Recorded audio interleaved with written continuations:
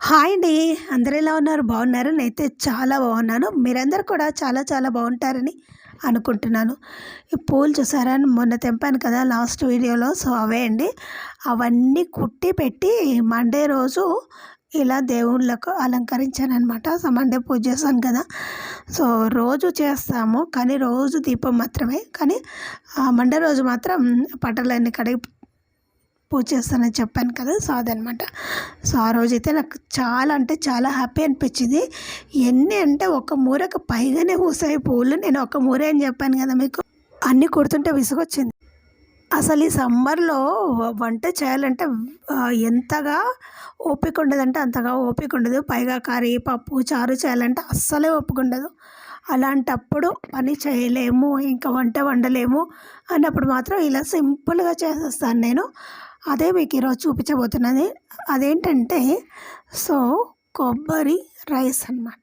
అదే కొబ్బరన్నము అంటాం మేము. సో, అదే అనమాట. ముందు బాండి పెట్టుకొని అందులో నూనె పోసి తర్వాత తాలింపు గింజలు వేసుకోవాలండి. అవేంటంటే మినపప్పు వేసాను నేను. ఇంకా శనగపప్పు వేయలేదు. సో, నా దగ్గర స్టాక్ లేదనమాట.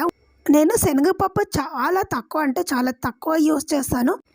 శనగపప్పు ఒకసారి ఎక్కువ తెచ్చుకొని అది గిర్నీకి పట్టించుకొని సో, శనగపిండి చేసేసి పెట్టుకుంటాను అనమాట. ఎందుకో శనగపప్పు ఊరికే పురుగు పట్టేస్తుంది. అందుకే నాకు ఇష్టం ఉండదు దాన్ని.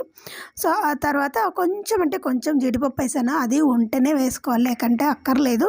వేస్తే బాగుంటుందనమాట. తర్వాత కొంచెం ఇంగువ వేసానండి. నేను వెల్లుల్లిపాయల బదులు ఇంగువ బాగుంటుంది. సో, మీకు ఇంగువ లేదు అనుకుంటే స్కిప్ చేయండి. వెల్లుల్లిపాయలు అస్సలు బాగుండదు ఈ కొబ్బరన్నంలోకు.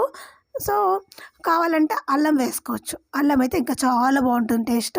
సో, నా దగ్గర అల్లం కూడా లేదు. అల్లం వెల్లుల్లి పేస్ట్ ఉంది కానీ సో, అది వేస్తే అస్సలు స్మెల్ బాగుండదనమాట. టేస్ట్ కూడా డిఫరెంట్ అయిపోతుంది. తర్వాత అది కొంచెం వేగిన తర్వాత కరివేపాకు కూడా వేగిన తర్వాత వెంటనే పచ్చి కొబ్బరి ఒక కప్పు నిండా తీసుకున్నాను నా అన్నంకి సరిపోయాడు. సో, మీరు ఇంకా ఎక్కువ తీసుకోవాలి అనుకుంటే ఎక్కువ తీసుకోవచ్చు. నేనైతే 2 కొబ్బరి చిప్పలు అనమాట పట్టాయి. సో, మీ ఇష్టం అండి. మీ అన్నంకి సరిపడా వేసుకోవచ్చు అనమాట. నేను 1.5 గ్లాస్ రైస్ వండానండి. సో, దానికి సరిపడా అదే చెప్పాను కదా, ఒక కొబ్బరికాయ సరిపోయిందనమాట. ఆ కొబ్బరిని కొద్దిసేపు బాగా వేయించుకోవాలండి అటు ఇటు. సో, బాగా హైలో కాకుండా కొంచెం సిమ్లో పెట్టుకొని వేయిస్తే బాగుంటుందేమో. హైలో పెట్టుకొని వేయిస్తే ఏమవుతుందంటే కొంచెం మాడిపోతుంది. సో, ఇనుప బండి కదా, కొంచెం త్వరగానే మాడిపోతుంది అనమాట.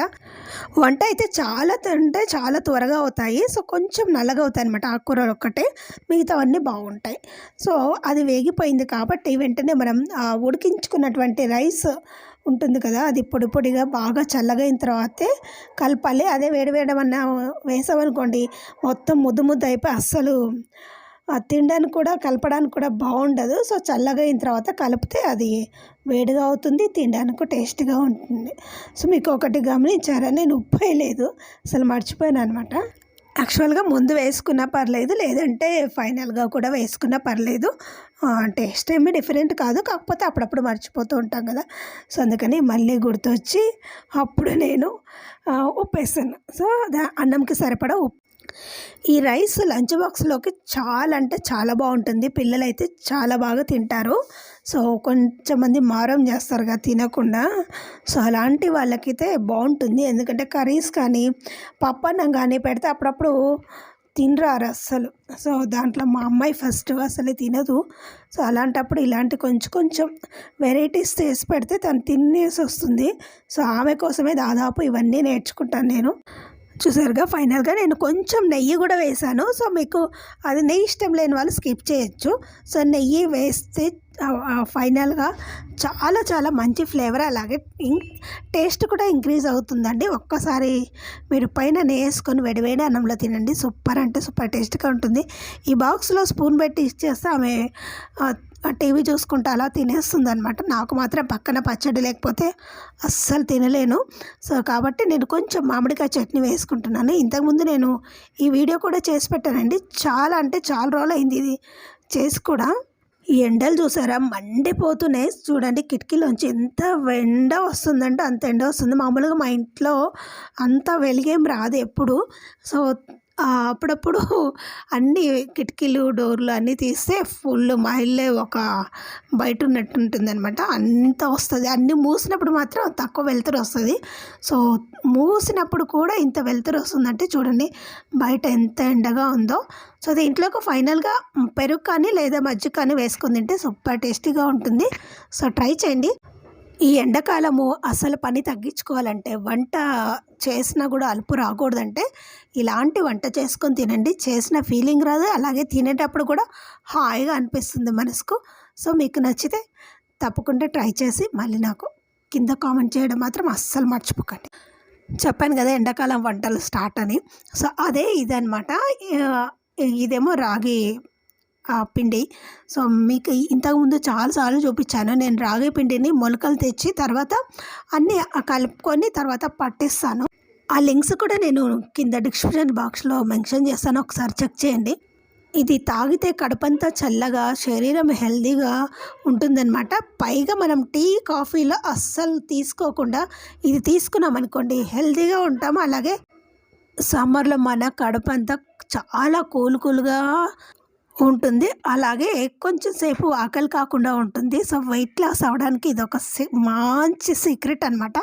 సో నాకైతే కొంచెం యూస్ అవుతుంది. సో నాకు చాలా ఆకలేస్తుంది ఎప్పుడు. సో అలా ఆకలేసినప్పుడు ఇది తాగేసామనుకోండి 1 గంట 2 గంటల వరకు అస్సలు ఆకలేదనమాట. ముందు ఒక గిన్నె పెట్టుకొని దాంట్లో నీళ్ళు పోసుకొని కొంచెంసేపు అవి మరగాలి. బాగా మరిగిన తర్వాత ఉప్పు వేసుకోవాలి. సో టేస్ట్కి తగినంత ఉప్పు వేసుకోండి.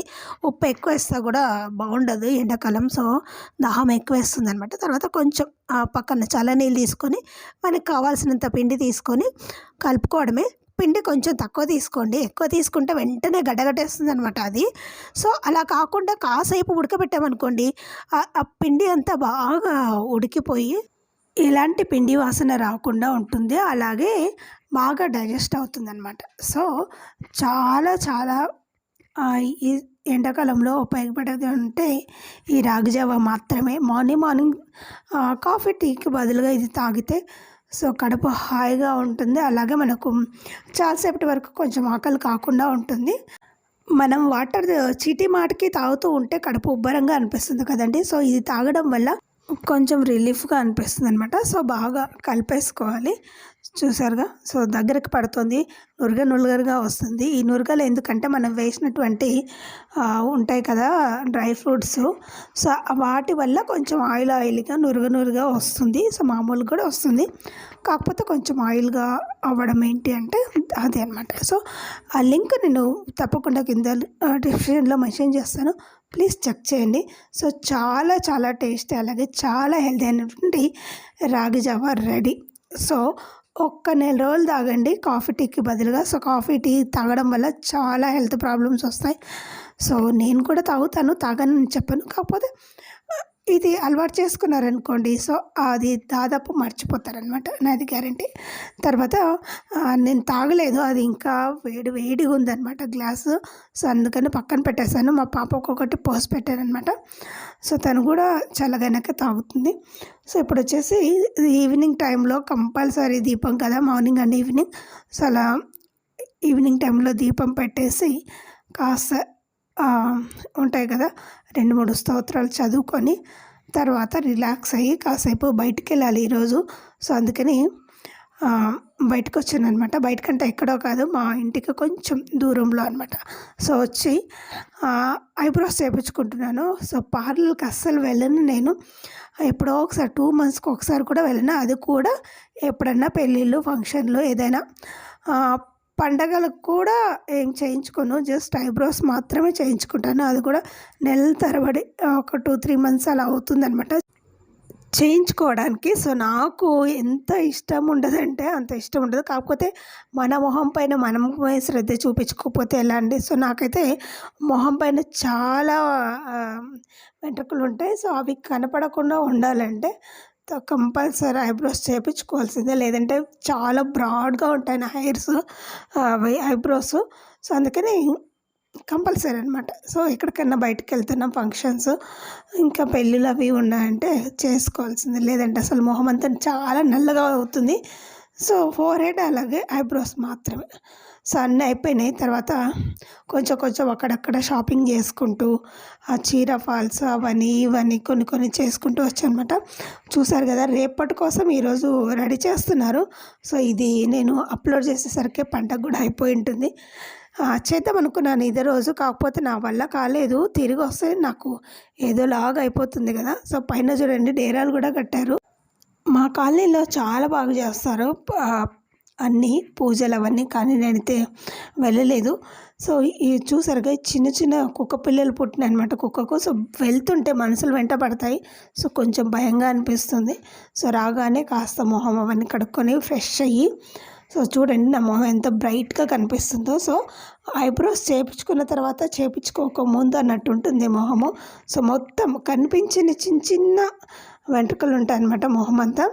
అవి ఉన్నట్టు కూడా ఎవ్వరికీ కనపడవు. సో అవి నాకు మాత్రమే తెలుస్తుంది. సో ఇలా పట్టుకోగానే, సో నేను పసుపు అవి ఇవి పూస్తాను కాబట్టి సో అవి కనపడవు. కాకపోతే అప్పుడప్పుడు పోయినప్పుడు మాత్రం నల్లగా అవుతూ ఉంటాయి, అది కారణం. సో అప్పుడప్పుడు ఇలా క్లీన్ చేయించుకోవాలన్నమాట ఐబ్రోస్. సో నాకైతే ఇష్టం ఉండదు, ఎందుకంటే కొంచెం అక్కడి వరకు వెళ్ళి చేయించుకోవడం అదంతా రిస్క్ అనమాట.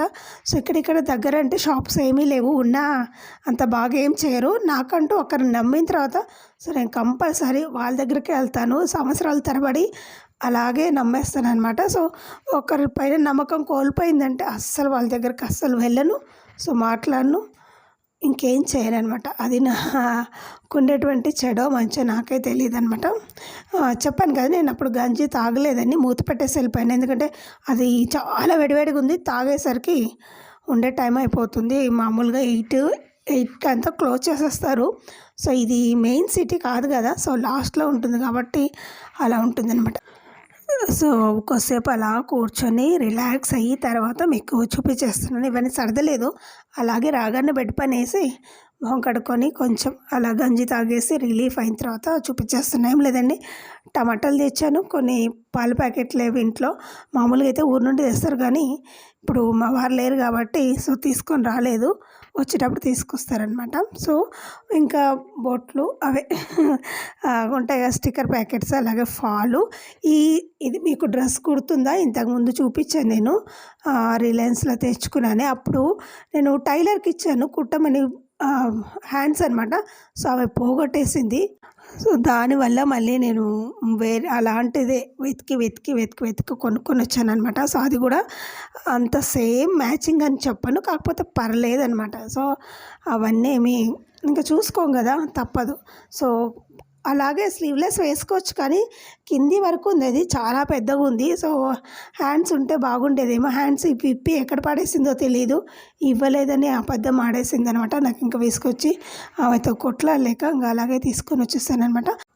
అంతే అండి వీడియో. మీకు ఈ వీడియో నచ్చితే లైక్ చేయండి, షేర్ చేయండి, అలాగే సబ్స్క్రైబ్ చేయడం మాత్రం అస్సలు మర్చిపోకండి. అలాగే మీ friends and family members group కూడా నా ఛానల్ను షేర్ చేయండి. మీరందరూ ఈ వీడియో చాలా థ్యాంక్స్. బాయ్.